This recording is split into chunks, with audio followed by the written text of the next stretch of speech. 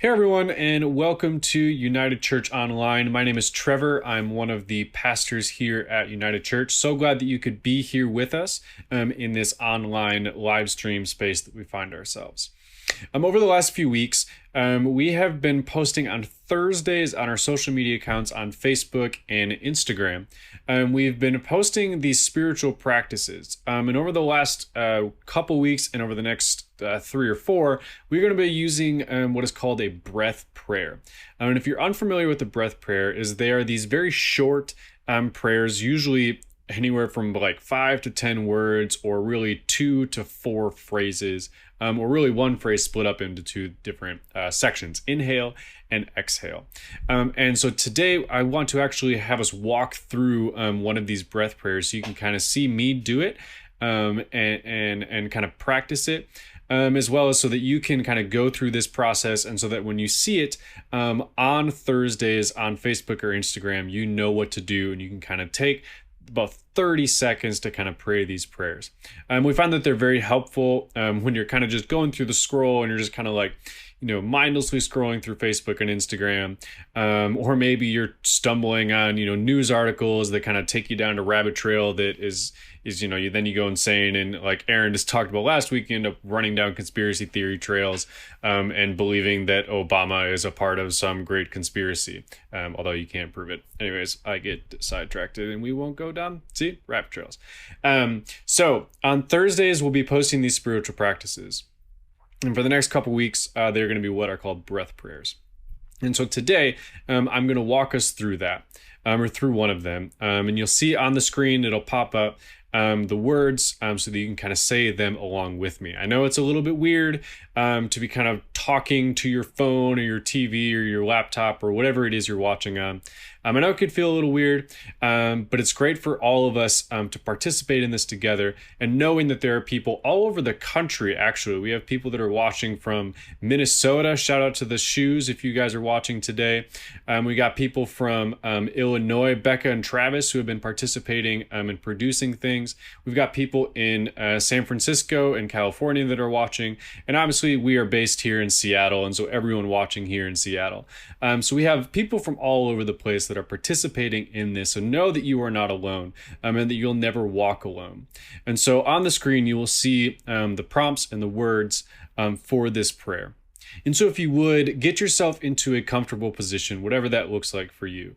If you're sitting, you're standing, if you're laying in a bed, whatever that is, just get yourself into a position where you can relax. And if you would, let's all close our eyes and take a deep breath in.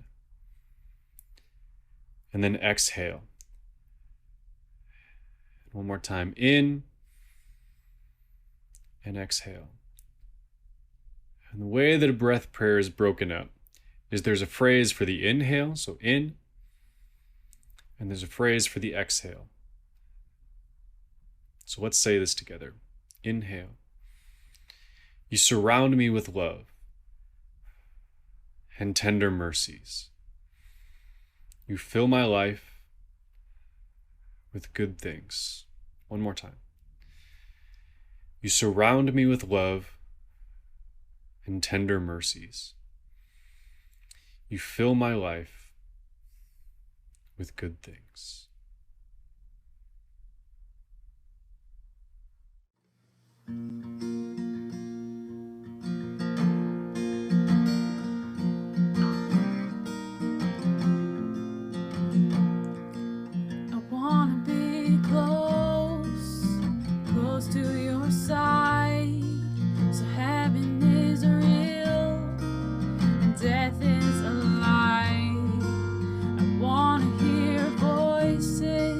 Of angels above, singing as one.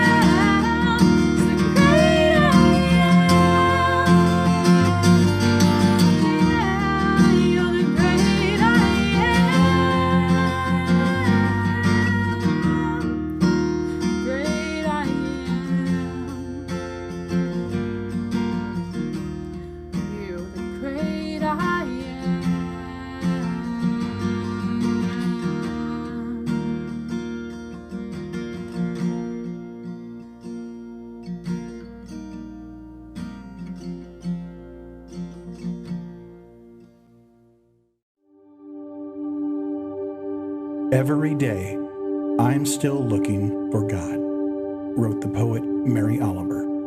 And I'm still finding him everywhere. In the dust, in the flower beds, certainly in the oceans, in the islands that lay in the distance, continents of ice, countries of sand with its own set of creatures, and God. Look around you. What do you see? As you gaze out of the window of your home, staring off into the distance, do you see it? Emerging from the soil of the ground, opening up on every tree branch, bursting forth on every stem of the flower, waving to you in the rhythm of the wind. Do you see it? This psalmist shouted from the rooftops, life, space, zest. That's God. It cries out to us, pleading with us to pay attention as it surrounds us in a symphony of love. Do you see it? Can you hear it? All around us. All around us there are signs of life everywhere, blossoming, coming into view. There are signs of life everywhere, reminding us there is a new creation for us to help usher into this world. Signs of life, full of stories waiting to be nurtured, waiting to be cultivated, waiting to be told. Look around you. What do you see? Do you see it? We live in the wake of resurrection, in the wake of a new life, a new creation that bursts forth. Do you see it?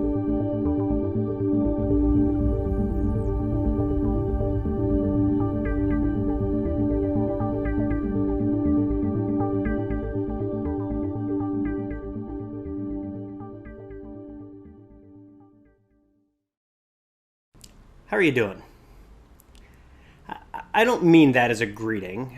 I mean it as a question for self-reflection. So go ahead, take a moment. How are you doing right now? It's been a long season of tension for all of us. Figuring out new rhythms with family, with kids and their school at home, with work, whether you're a part of the 30 plus million newly furloughed or unemployed, or just struggling to figure out what work looks like in this new space. New rhythms of loneliness, wondering how much longer we'll be in this, how much longer until we get to see our grandkids or our parents, how much longer until we get to see friends that aren't on a screen. This season, it ebbs and flows between I'm fine and I just want to scream obscenities into the sky, doesn't it? One moment feeling like we're conquering the quarantine, and the next we're just done with it. It's such a roller coaster. There's a real mental and emotional trauma that we're all experiencing in this season. And really, no one is immune. We're all just looking for a break, a real break. It's no wonder that the weird world of TikTok has taken off. I still don't get it. It's been 8 weeks since our stay-at-home order, and 11 weeks since many of us here in Seattle started working from home, and yet it still feels like we're fighting against the wind and the waves, rowing a boat that just doesn't seem to want to move, and there's seemingly no end in sight. I think this is what Jesus' disciples were facing one evening as they stepped into the boat to cross the Sea of Galilee. They had just experienced this amazing moment, this feeding of the 5,000, this moment that really epitomized the heart of the... And I love how Kristen put it on Friday on the blog, that the kingdom of heaven is like always having enough. And that was enough for the crowd to try and make Jesus king. I mean, if you've got a guy who's making sure that everyone has enough, not just of what they need, but of what they want, he's got my vote, right? This Jesus was all the things they'd hoped for, that they'd dreamed for, that they'd longed for. And the disciples had to feel like they'd hitched their horse to the right wagon, right? That they were following the right guy, this long-awaited Messiah. And now he was finally being made known to the masses. and by the masses. And they wanted him to be their king. And the disciples were stoked. They were in the inner circle, the chosen few, standing ready to take positions of leadership in this new kingdom that was about to be unfurled. I mean, they'd been with him now for over 2 years. 2 years of commitment, of hoping and waiting and of wondering. And here they were, finally ready to step up and watch the coronation of Jesus, to take their rightful mantle of honor in his administration. And then Jesus just vanished. He slipped away from the crowd and left everyone wondering where he went. And you can just see this newly fed crowd reaching a fever pitch, chanting, "King, King, King, King, King." Hey, where'd he go? And the disappointment fall across their face when they realized he wasn't there anymore, that he'd left the party, his own coronation. All of the things that they'd hoped in and for their country, for their people, for themselves, vanished. And you know the feeling, don't you? You remember when your chosen political candidate dropped out of the race, and all of the hopes you had placed upon them and in them for yourself, for your family, for others, gone. And so you packed your bags and went home, just like the 12 disciples. They packed up their stuff and they got in their boat and they set course for home. Disappointed, disillusioned, depressed. And you have to wonder what they were thinking in this moment. Was it over? This movement that they'd been a part of for 2 years, was it done? Had Jesus ultimately rejected the mantle of leadership? Did he just bail on them? I mean, talk about a roller coaster. Now, I can imagine them sitting in the boat in silence, rowing home. Some shaking their head in denial. It's fine. I'm fine. Others screaming obscenities into the sky. Others talking with each other, reassuring themselves that he just needed another one of those famous Jesus breaks where he goes away to pray and sort things out. And they rowed and rowed and rowed. I mean, I get that. Whenever I'm faced with disappointment or struggle or stress, I like to go out for a run, do something active, familiar, consistent, something that helps take my mind off of things and just be in the moment. And so they headed home across the sea at dark. I mean, why not? Now, the Sea of Galilee isn't really all that small. It's about 7 miles wide, and it's built up some good old quarantine girth to its body. And oftentimes, the weather patterns on the sea would shift radically, creating some crazy and sudden squalls, which is why during the dark of the night, they found themselves fighting against the wind and the waves. The sea was angry that day, my friend. And as the waters grew rough and the wind grew stronger, as the disciples struggled to make ground fighting against the wind and the waves, 3 to 4 miles from shore, too far to swim back, something appeared in the distance, moving towards them. And I wonder who saw it first, right? Was it Judas or maybe Matthew, the tax collector? Now, Matthew's not a fisherman, not really a man of the sea, and so he's got this sort of death grip on the boat, right? Gazing into the distance, throwing up prayers, when off in the distance, he sees a glow, a light, approaching the boat. And he looks around to see if anyone else is seeing what he's seeing. And he grabs a handful of water to splash his face to make sure that he's awake and not seeing things. Man, I'd better not get seasick again. The last time these guys didn't let it down for weeks. Peter was the worst, always making that puke face. Next time, I'm just going to puke all over him. But wait, does James see it too? And all of a sudden, Judas pierces the night with a squeal as he scampers towards the front of the boat. Yo, yo, yo, yo, fellas, that's a ghost, y'all! Climbing over everyone, nearly shoving poor Andrew overboard. And they all look at what Judas is pointing at. What is that? I mean, some of these guys have been fishermen for a minute, but they've never seen anything like this. A figure, a person, walking on water, coming towards them. And of course, Matthew is a bit relieved. I knew I wasn't crazy or seasick, but there's this collective fear seizing them. And Peter just stands there in denial. It's fine. It's fine. Everything's fine. And this ghost, this apparition, this figure, it starts to talk.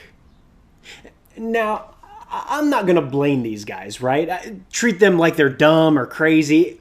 It's not like I've ever seen someone walk on water, right? But here they are in this boat with the wind swirling and the waves crashing. And here's Jesus walking up to the boat on the water like it's no big deal. And now I've got to wonder, I mean, what does that even look like, right? Just think about the waves. Was Jesus climbing over these things? Because they weren't small, right? I mean, it was a storm. Was he doing parkour moves, just leaping and flipping over them? Did he get wet doing this? I mean, I can't even begin to imagine what all of this looked like.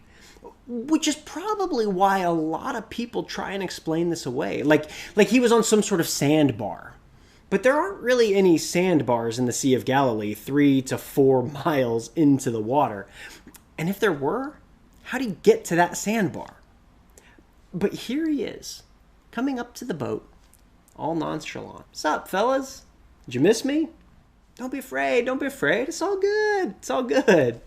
And the disciples, this is probably my favorite part of the story. After Jesus says to them, don't be afraid, the text reads, then they were willing to take him into the boat. Willing? Were they arguing about this? John, I swear, if you let that into this boat, well, I don't know what I'm going to do because I'm not getting into that water, but don't you test me right now. I mean, how long did they leave Jesus out there on the water while they bickered? Guys, it's me. I'm serious. Don't be afraid.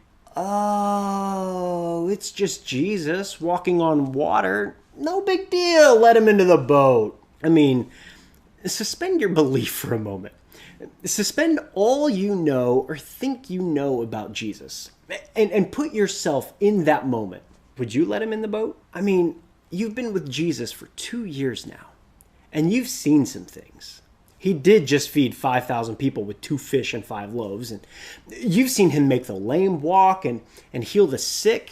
You've seen him do a lot of amazing miracles. And honestly, maybe you've gotten a bit complacent about them all. The miracles just aren't as miraculous as they used to be. They've become a bit routine. And despite all you've seen, you've never seen anything like this. Do you let him in the boat? And it's easy to say, yes, isn't it? Of course I'd let him in. I mean, why not? It's Jesus. But have you? 11 weeks of chaos, 11 weeks of wind and waves raging all around us, 11 weeks of struggle and frustration, of anger and pain, of turmoil and tension, just trying to figure it all out. And Jesus, standing outside of the boat. Really? You're going to allegorize this for me? Yeah, I am. Because I think it's true. We're 11 weeks into this mess. And I'm wondering, how have you seen God in all of this? That's not rhetorical. How have you seen God in all of this? I know there are so many of us who feel alone or abandoned, who have wrestled to find God in this, but just come up short. And you just feel alone. And so I want you to hear this. You are not alone. And sure, you might chuckle, you might roll your eyes, so I'm going to say it again. You are not alone. You are not alone. You're not. You're not alone. God is here. God is present. He's standing right outside of your boat, looking for your gaze, searching for ways to get your attention, to connect with your eyes, to stare deep within your soul and say, "You are not alone. I'm here."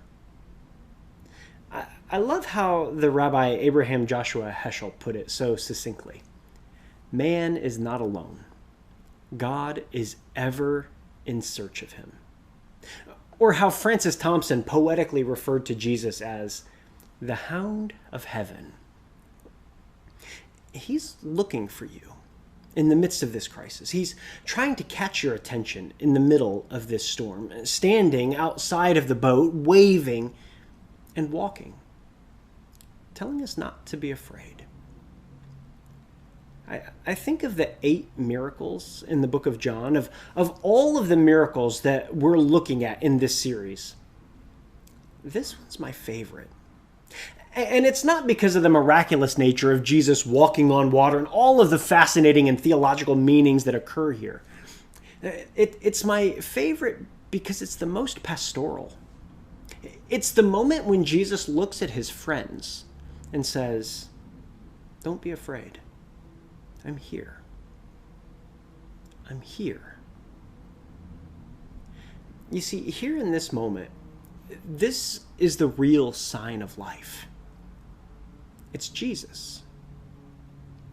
In the midst of our profound loss of work, of friendships and relationships, of safety, security, normalcy, in the midst of our disappointment that we're still stuck in this space, disappointment that there's still no end in sight, disappointment with our leaders, in the midst of our pain and our turmoil and our suffering, in the midst of the mental and emotional trauma, the roller coaster of this life as it ebbs and flows, the hound of heaven stands before us and says, "Don't be afraid. I'm here." Are you willing to let him in the boat? And I know it's not easy. It seems a little too surreal or amorphous, intangible or metaphorical.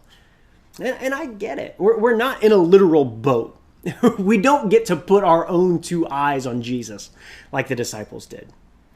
And so it makes it all so much harder for our minds to grasp and comprehend what's actually happening. And I wish that I had a simple answer for you or a 5-step process. I wish that I could give you a few words or a story that would simply crystallize it all for you. That you could see the beauty of the Jesus who is sitting next to you. That you could hear the tenderness of his voice. "Don't be afraid. I'm here."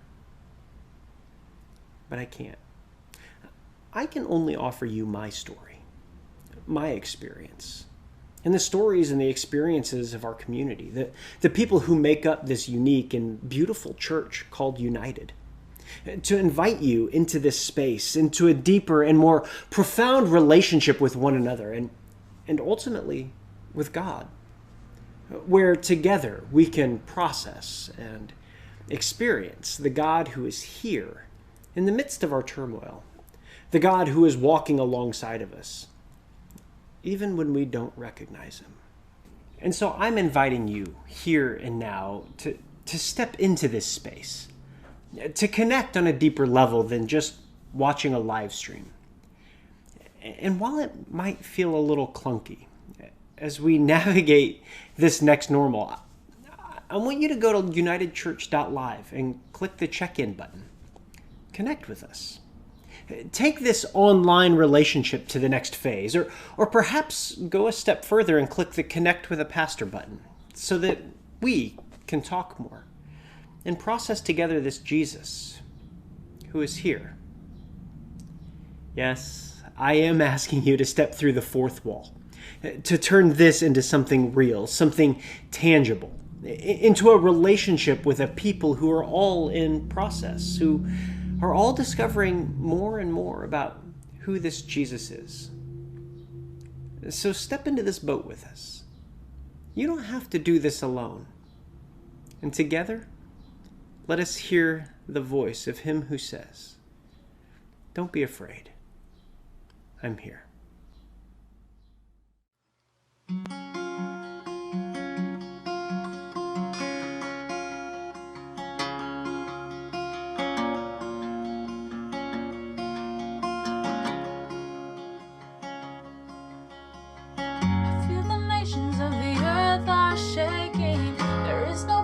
That can match his grace.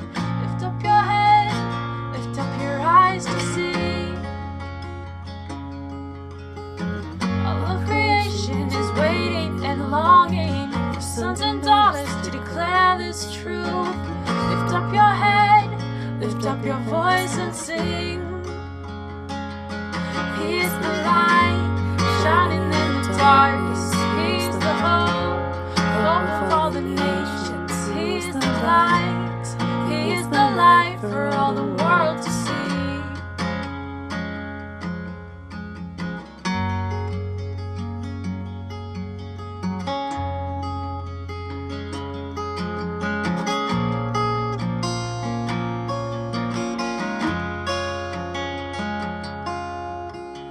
I feel the faith across the earth is rising. Prophesy about his kingdom coming. Just like heaven, all across the earth.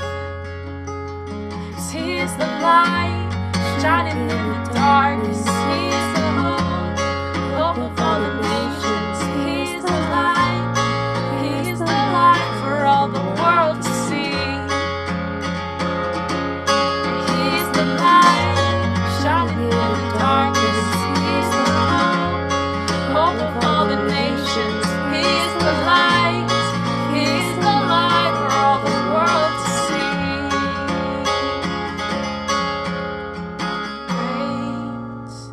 Great is the Lord, praise his name, praise his name.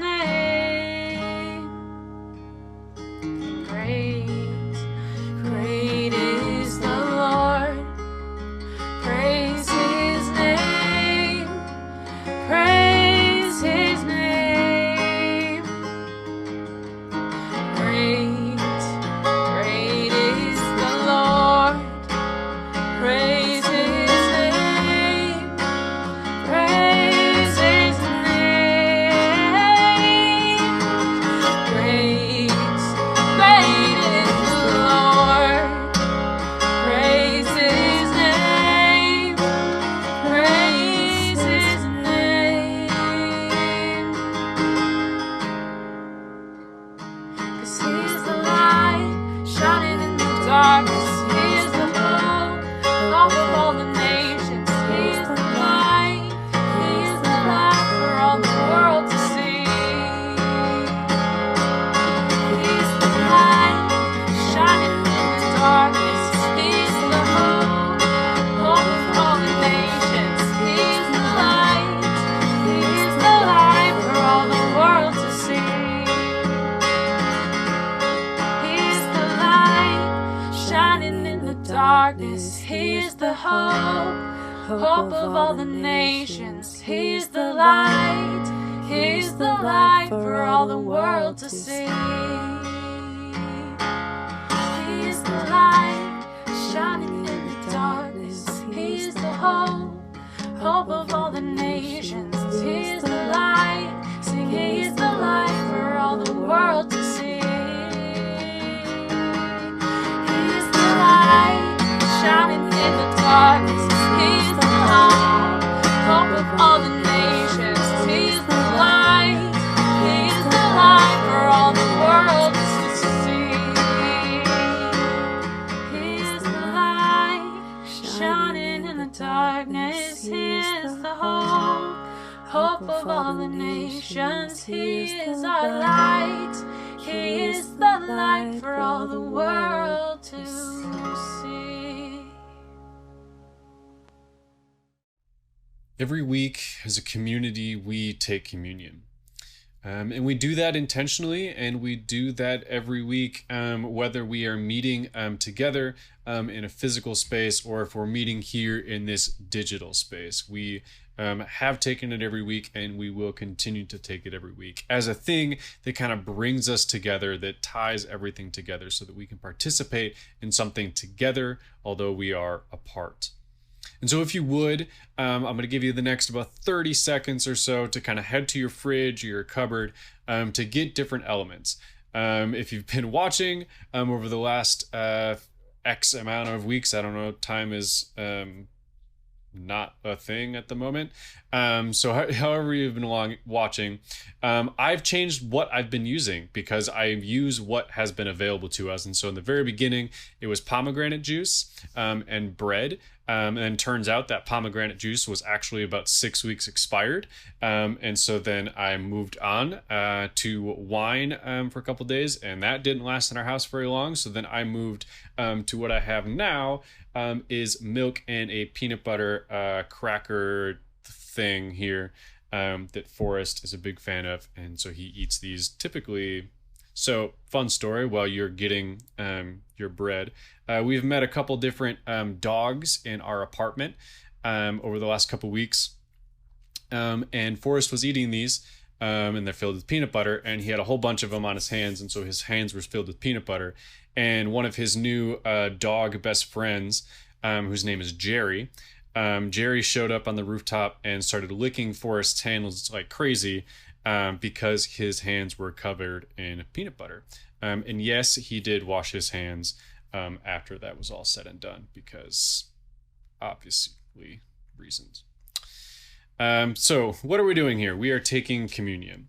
And what I love about communion is that it represents so much in these two little things, in both a drink and a food. It helps us to remember, be present, and anticipate the future. We look back and we remember the cross, Jesus' life, his death, and the resurrection. And we also remember the present, that here and now Jesus is our host. He is the one that is bringing us together. We are around this table together as Jesus, our host for this meal. And we look to the future.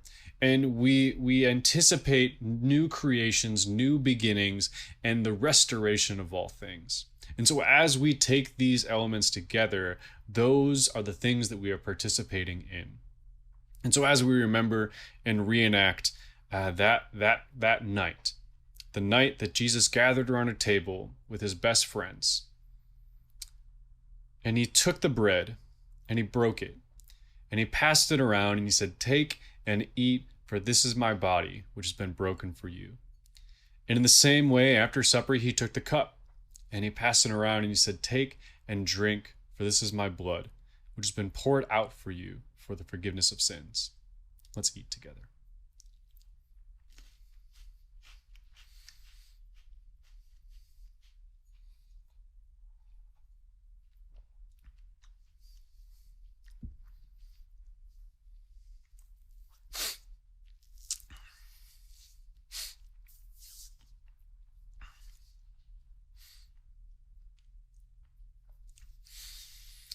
If you would, before you leave today and before this or after the live stream is over, head over to unitedchurch.live. If you go to unitedchurch.live, there's two things that I want to point out there.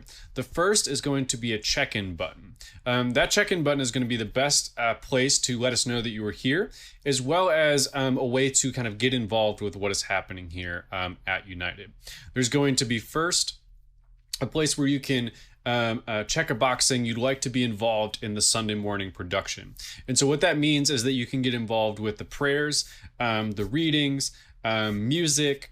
There's a whole bunch of other things that we can also get creative, and like based on your skill set and your abilities, we can kind of come up with things for you to get involved with this online live stream context that we are in.